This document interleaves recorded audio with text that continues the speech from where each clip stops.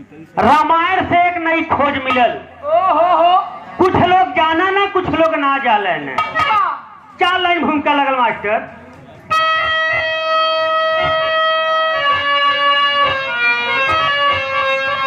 तो सीता धनुष को उठाई न होती, तो मिथिलापति ने प्रार्थना न होता, तो न करते तपस्या राजा जनक, तो चूड़ामणि का दशानन का पाना न होता।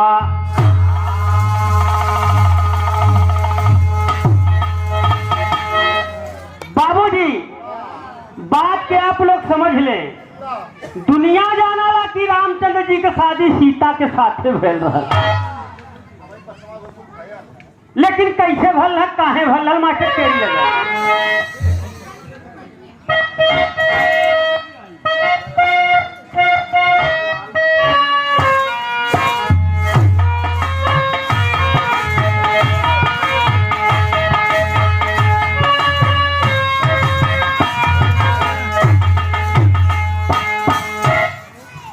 बाबूजी, अग्नि पुराण से नहीं खोज बा, पृष्ठ संख्या 175 पे जे खोजी पाई अग्नि पुराण में।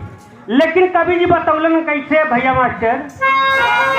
अब रघुबर रघुबर रघुबर, अरे त रघुबर अब तोड़ दिए शिव धनुष, हाथ उठाई हो विदाई, अब तब सीता के भैलीना।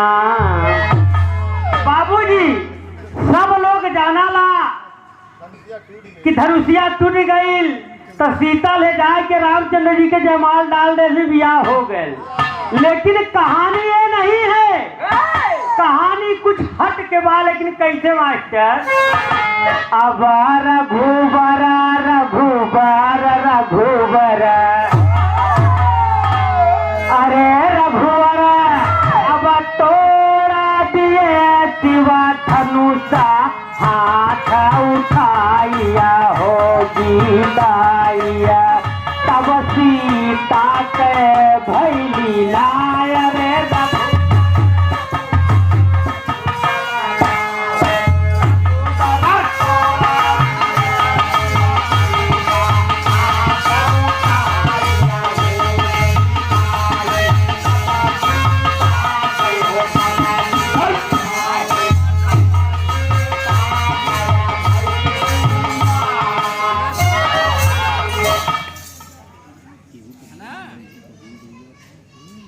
अच्छा देखा यही भाव पे कजई बिरहा के दोनों के सम्राट भैया के तरफ से 101 रुपया का सुंदर आशीर्वाद आयल बा। पार्टी की तरफ से बार बार चरण बंदना आशीर्वाद का प्रतीक्षा बा।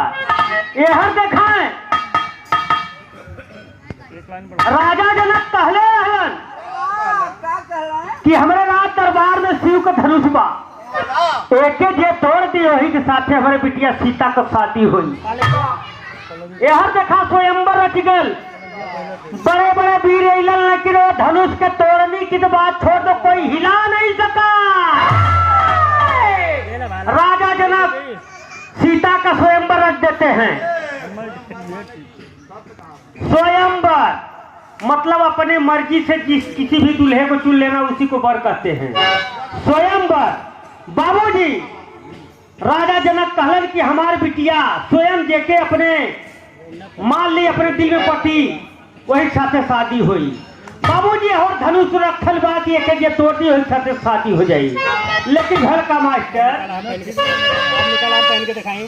रघुबर रघुबर रघुबर, अरे त रघुबर अरे तोड़ दिए शिव धनुष, हाथ उठाइया हो विदाई, तब सीता के भैली नाय।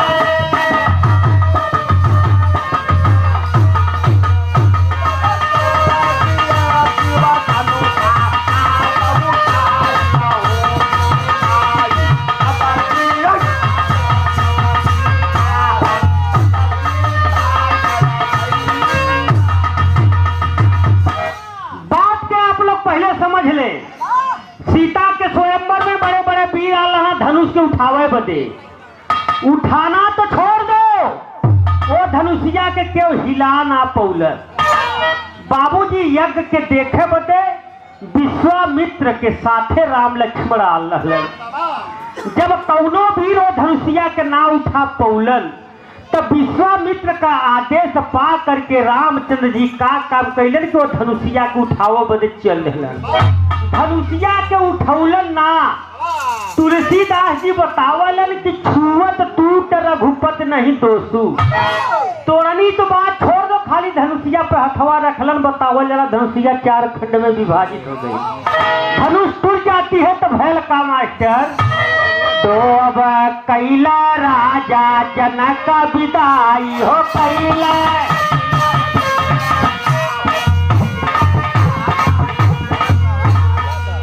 अब खुशियाँ दिल में रही समाई हो।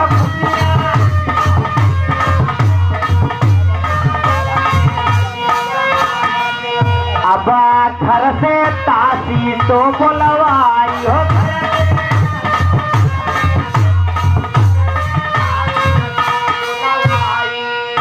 धनुष यज्ञ की बात आप लोग छोड़ दे, कहानी यही से रिटर्न कर ले। रामचंद्र जी जब धनुष तोड़ देते हैं, बतावल जाला कि शत्रुघ्न, भरत, लक्ष्मण और राम सबके बुलाए गल। वही मंडक में चारों भाई के साथ ही हो जाता है। राम के साथे सीता के, भरत के साथे मंडवी के, लक्ष्मण के साथे भैया उर्मिला के, और शत्रुघ्न के साथे सुकृति की शादी हो जाती है। तो राजा जनक सोचते हैं कि अरे यार, हमरे राज दरबार में 4 लड़किन के शादी हो गई। हमरे बिटिया सीता का भी शादी हो गई। हमार सीता राजकुमारी है। बाबूजी भैर का मास्टर।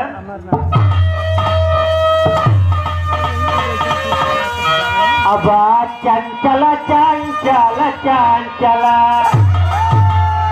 कहा, अरे चंचल, अरे दासिया दिया करता पठाइया हो गीताई। तब सीता के भैली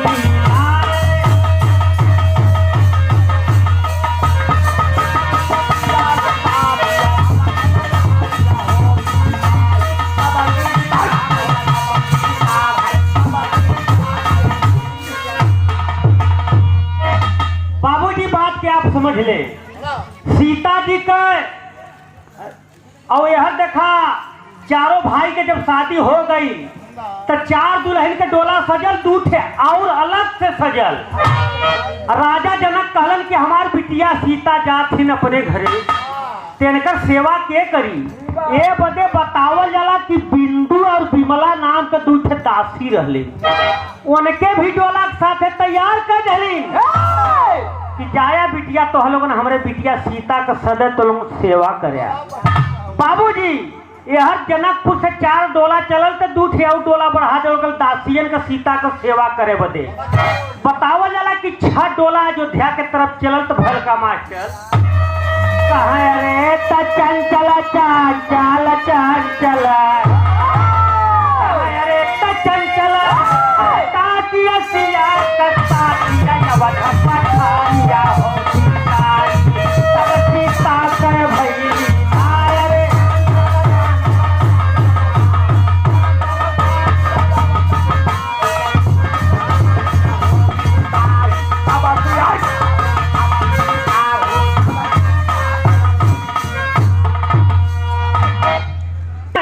सीता, मांडवी, सुकृति और बताओ जरा उर्मिला, 4 मिलन के दुल्हन तो बनल डोला जात बा। लेकिन सीता का सेवा करे बदे राजा जनक 2 ठे प्रजा भेजना, यानी दासी 2 ठे लड़की भेजलन कि जा करके सीता का तो लोगन जिंदगी भर सेवा करे। वो दोनों लड़कियन के कवि जी नाम बतौलन कि बिंदु और विमला। वो नहने चल दलिन डोली में बैठ के तेहर भैल का मास्टर।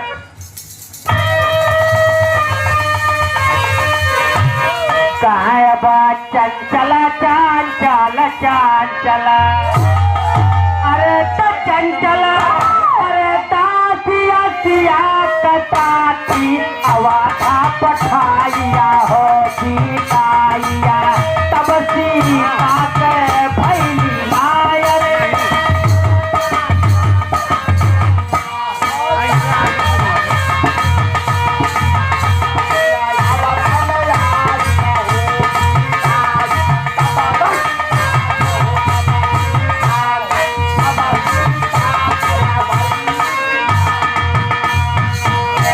यही जन से ननकू भैया कहानी मोड़ ले ले। यह डोला विदाई करके अयोध्या के ओरी बढ़ल, आधे रास्ते में डोला कुल पहुंचल बा। वही रास्ते में एक घटना घट जाती है। का घटल मास्टर के धूल लग गई। धुन वह बात कि अरे बिंदाही बनवा में अब पकली बैरिया, कह मोर भौजिया ओ राधा तोर दरिया ओ नाय मोर भौ।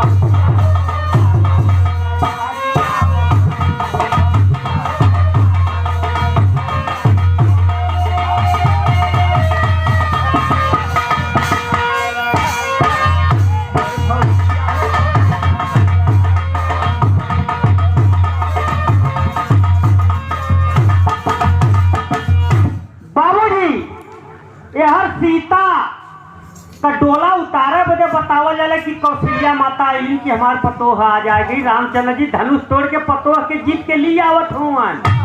यहर डोला उतारे आइलिन ते रामायण का ना लक्ष्मण भरत शत्रुघ्न चारों भाइयन का बियाह हो गल बा। तो डोलिया उतारे आइली अब कौशल्या मैरिया, अरे मोर मैरिया हो सीता जी का खोल हार।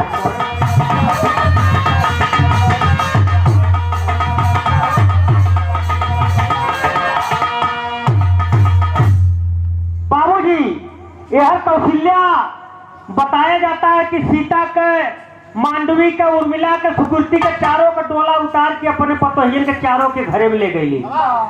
तबले कुछ सैनिक कहलन की है माता जी 4 ठे तो पतोहिया ले गईलू, 2 ठे वही औरो है। वो नहने बेचारी का है कि रानियन का दासी है, चारों पतोहिया के सेवा करे बदे वह जनकपुर से आल है। तब कौशल्या कहनी भाई ये नहनों को उतारब जरूरी बा। तब कौशल्या का काम करनी कि दोनों दासियन के उतारे अलिन तो भयल का मास्टर, अरे खोली के वो हरवा कह के अरे जब निरेख लगली, अरे मोरे मैरिया हो दोनों रहली डोली से फरार। मोरे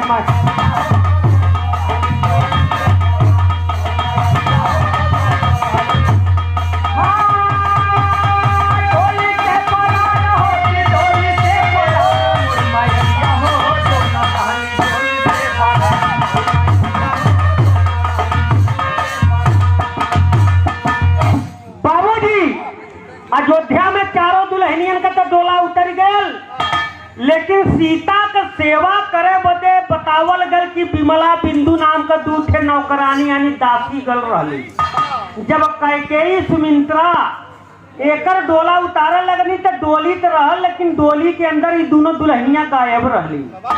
यही बाबूजी यह माता लोग देखत हैं कि अरे बाप रे बाप 4 ठे दुल्हन आ गईलिन। आखिर बेचारी 2 ठे नौकरानी आल जनकपुर से सीता को सेवा करे बदे, रास्ते में कवन चोर वो नहने बेचारी के चोरा ले गया। भर का मास्टर कहे अब छाती पीटर सीता माई, कहे छाती पीटर सीता माई, अरे जब तक मेरी सखी न आई।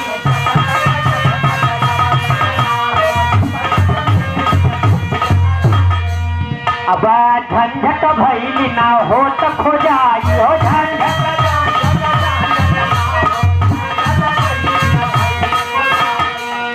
बाबूजी सीता तो पहुंच जाती हैं अपने ससुराल। रात में रामचंद्र जी आते हैं उनका घूंघट उठाने के लिए, लेकिन सीता कालीन की हमार घूंघट ना देखबा। कहे कहे हमने 4 दुल्हन ना जनकपुर से 6 दुल्हन चल रही। अगर जबले 6 दुल्हन लिया के अयोध्या में ना हाजिर करबा, सीता जी कहली बत्ता का जबत्ता का जबत्ता का अब झंझट भैली ना हो तक हो जाए।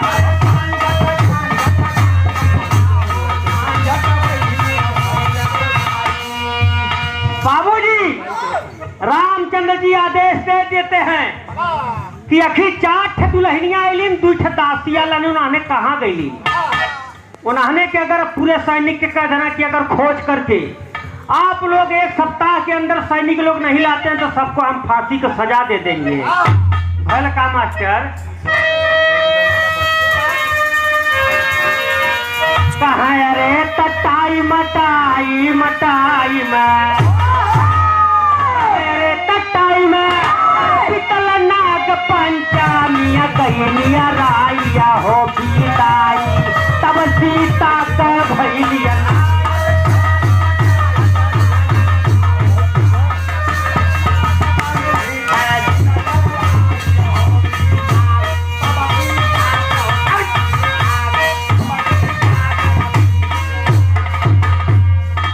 बाबूजी धीरे धीरे बताया जाता है कि सावन का महीना आ जाता है।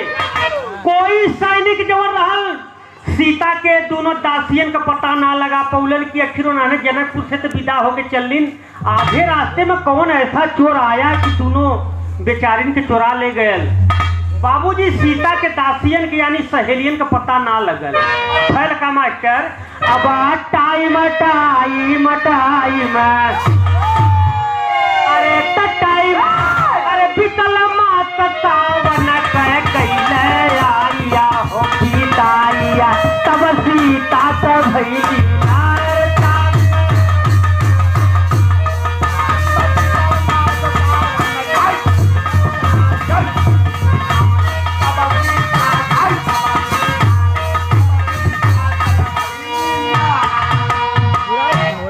भैया के मेहरारू के ऊपर लग गए बाबूजी। उतर लगा पटना से पाकिस्तान कई बजा बाबू ते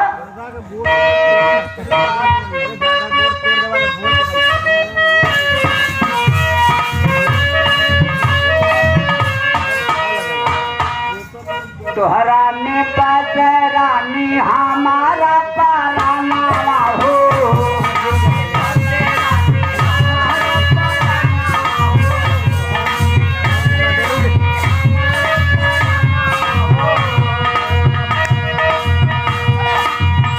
तोहरा में पास रानी हमारा पराना हो।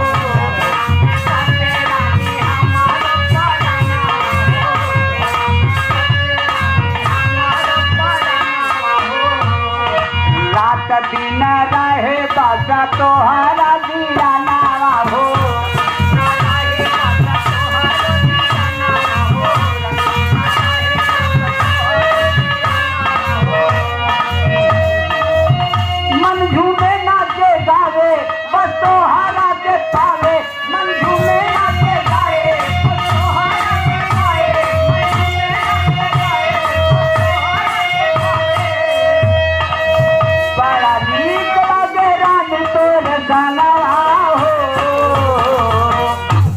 हम हई राजा तोहरी बदरती आवा, तू हवा हम भूल गेला।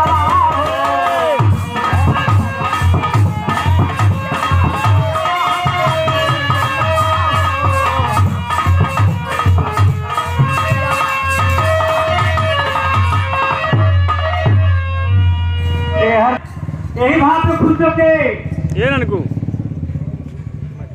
मटू भैया की तरफ से 1 रुपया खुला आशीर्वाद आएगा। पार्टी की तरफ आशीर्वाद को बोला।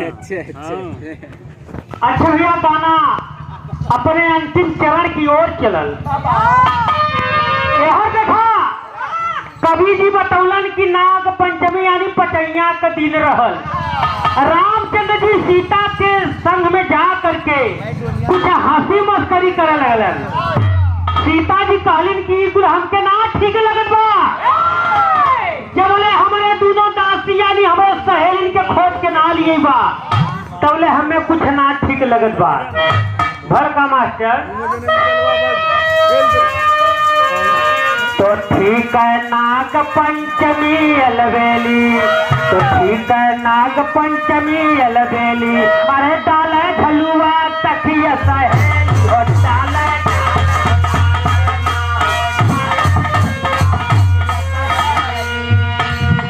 अब ठीक जा शांता सिया से बोली हो ठीक जा।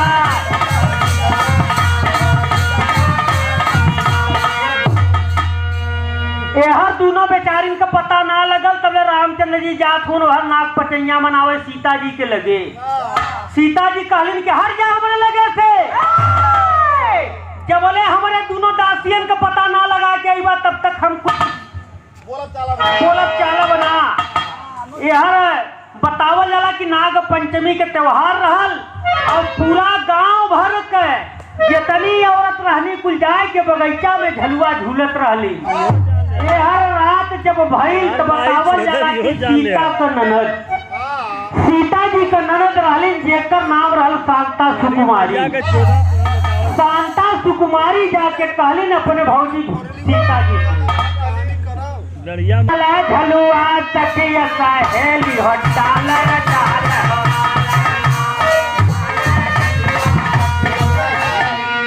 अब ठीक जा शांता सिया से बोली हो।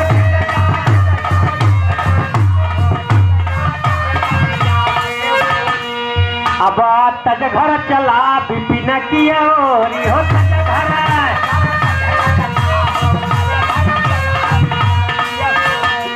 रामचंद्र जी के हटा देनी सीता की जा दिमाग किन खराब करा। अरे दूठे हमार सहेली हराली तो है मस्करी लगत किया। धीरे धीरे रात बीतल, वही रात में नाग पंचमी रहल और सीता जी का ननद रहलिन जेकर नाम रहल शांता सुकुमारी। शांता सुकुमारी जाके सीता से कहलिन कि हे भौजी, अरे भौजी आज पटैया के दिन हो। भौजी कुल मेहरारू जा करके पेड़े पे झलुआ डाल के कुल झलुआ झूल लेकिन भौजी चला हम लोग झूले। सीता जी कहलिन कि हमके झलुआ ना निकल लगा था, हमार दूठे दासी हेरा गई।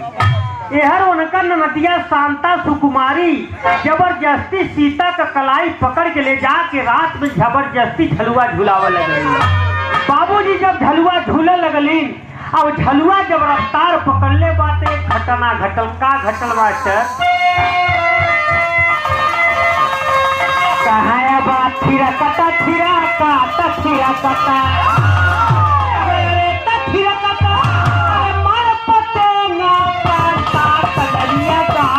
हो तब सीता भैली।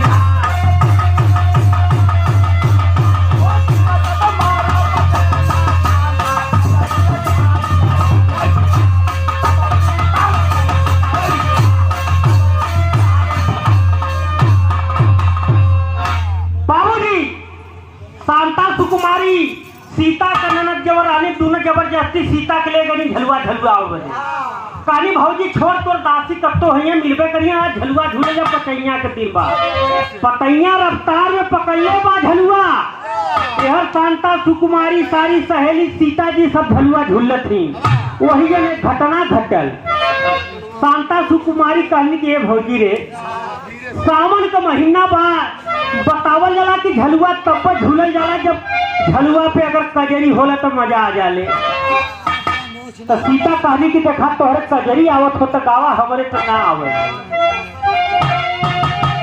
यह शांता सुकुमारी सीता के झलुआ पे बैठा करके शांता सुकुमारी जो राम को बहिर रहली सीता जी से एकाक दू कजरी में सवाल कैली मिर्जापुर लगल मास्टर कैसे।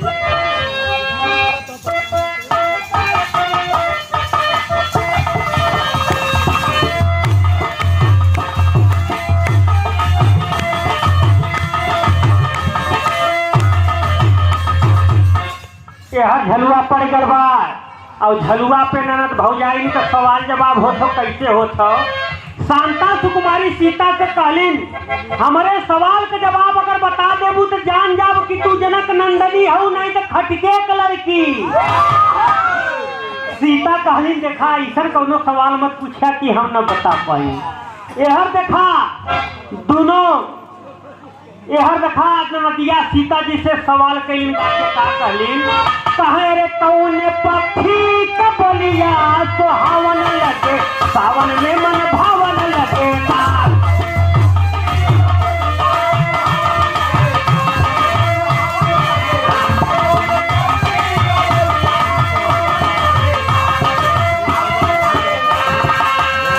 पहला सवाल कांता सुकुमारी सीता से यह कहली तो कौन पक्षी का बोल जग में बात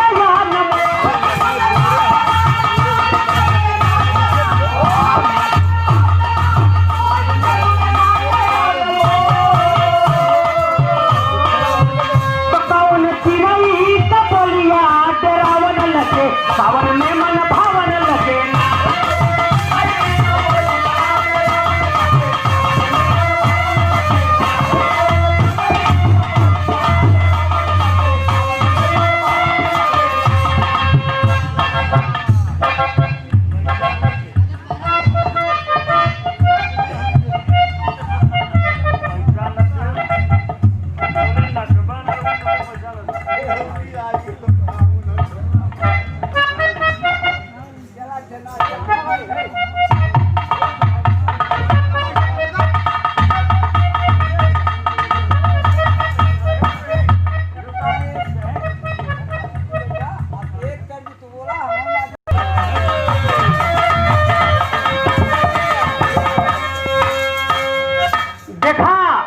आप सभाजित भैया कहलन कि पैसा तब ले दे जो लो नचबा न लोगे ना नचबा तो हर घाटा हो हमार थोड़न होई।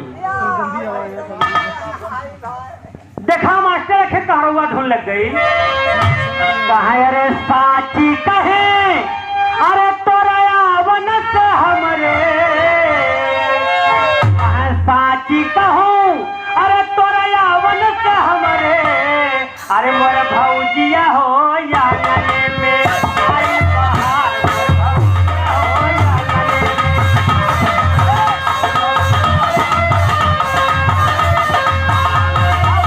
मोर भौजिया मोर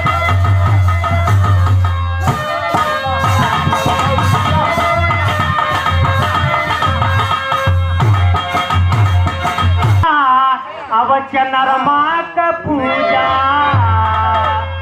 कहे तुलसी की सेवा और चंद्रमा का पूजा मोर भौजिया हो या नाथन के सागर भंडार मोर भौजिया हो या नाथन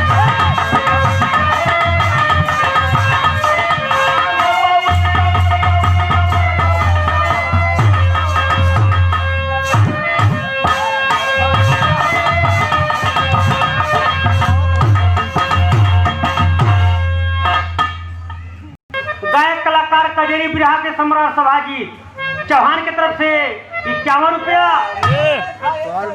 101 गलत था।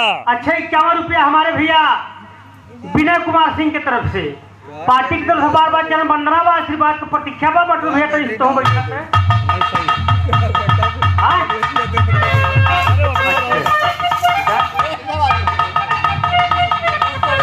दा देखी तो हाथ के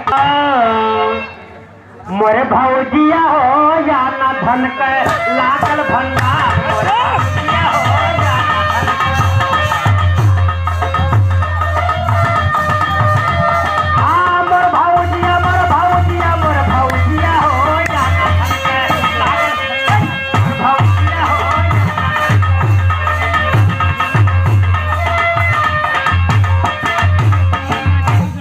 यही वहाँ पे खुश आप लोग समझ ले ये हर सीता जी झलुआ पे झूला लगली रामचंद्र का बहिन जेकर नाम रहे शांता सुकुमारी लगलिन कजरी गावे कहलिन के हे सीता भौजी हम कजरी गाई अगर हमारे सवाल का जवाब ना दहलू तो मान जाब कि तू राजा का लड़की ना हो एक मुसहरे का लड़की। यार देखा शांता सुकुमारी अपने भौजी सीता से कजरी में सवाल करी का कहलिन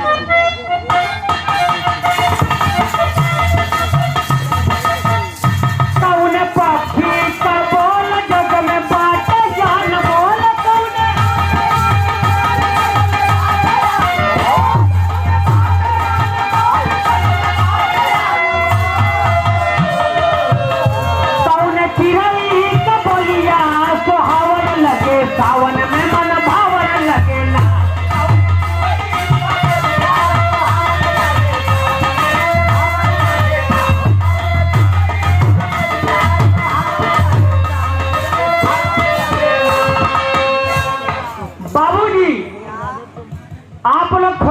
करें। राम का बहिन शांता सुकुमारी सीता जी से 3 सवाल कहली। कौने चिड़ई के बोलिया सुहावन लगे, कौने पक्षी के बोल जग में बाटे अनमोल, और कौने चिड़ई के बोलिया डरावन लगे। सीता जी कहलिन कि ठीक हो, और कुछ बात? तो एक बात और उन्होंने कहलिन। का कहलिन? खास त्रिया का सिंगार साल भर में एक बार।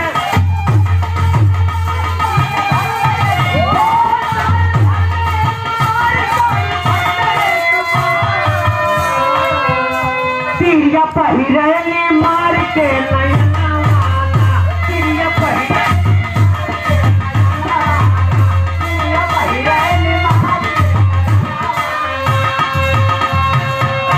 यह 4 सवाल कैली शांता सुकुमारी से कि बतावा कौन औरत ऐसा है कि साल भर में वो सिंगार के सिर्फ एक दिन पहले ओकरे बाद कब होना पड़ जाएगी। सीता जी कहलिन कि ठीक है, तोहरे 4 सवाल का उत्तर हम देती। सीता जी शांता सुकुमारी के 4 सवालों का जवाब देनी। कैसे भैया? का कहलिन कि अरे मोर पक्षी का बोल जग में बाटा या न बोल।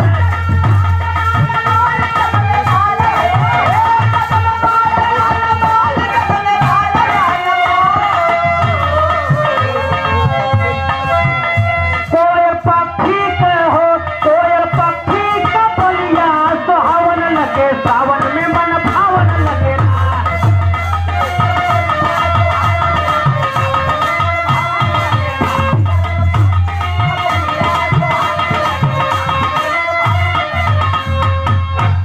शांता सुकुमारी के 2 प्रश्न का उत्तर सीता जी बता देलिन। शांता सुकुमारी कहलिन के भौजी सीता कहाँ छई बतावा कौने चिड़ैया के बोलिया डरावन लगाला। तो सीता जी कहलिन का हम इहो बतावत थी। कहाँ ररुइया चिड़ई न हो। भैया बिन्नी, रात में अगर ररुइया चिड़ई बोलती है कि मुआ मुआ, तो समझ ले कि गांव पे खतरे बा। नदी के किनारे अगर कह देनी मुआ, तो समझ ला खतरे बा। तो ररुइया चिड़ई का बोलिया डरावन लगे, सावन में मन भावन लगे ना।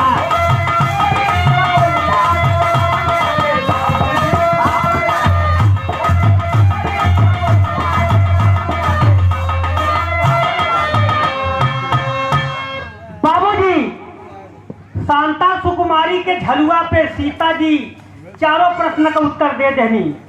तो सीता जी कहलिन कि अगर हमहू एक आंख कजरी गाइन तो ओकरे सवाल का जवाब तो लोगन दे देबू। कहे भौजी नहीं तू गावा। तो सीता जी कजरी गौलिन कहलिन कि हमारे सवाल का जवाब तो लोगन बतावा शांता सुकुमारी से। का कहलिन कि अब सत्य बा प्रमाण मेरी बात नहीं खोटी। कहे रे कौने दाना का बना दाल भात रोटी हो, कौने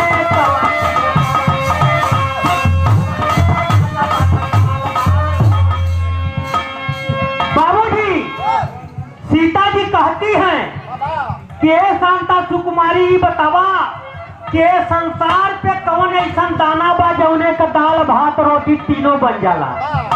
जब सीता जी बुझौलिन तो शांता सुकुमारी का दिमाग चकराई गयल। कहे सत्य बा प्रमाण मेरी बात नहीं खोटी।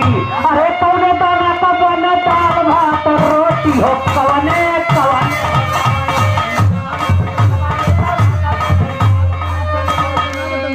अरे कहाँ रमन ग्वाले यह बात हर होती हो।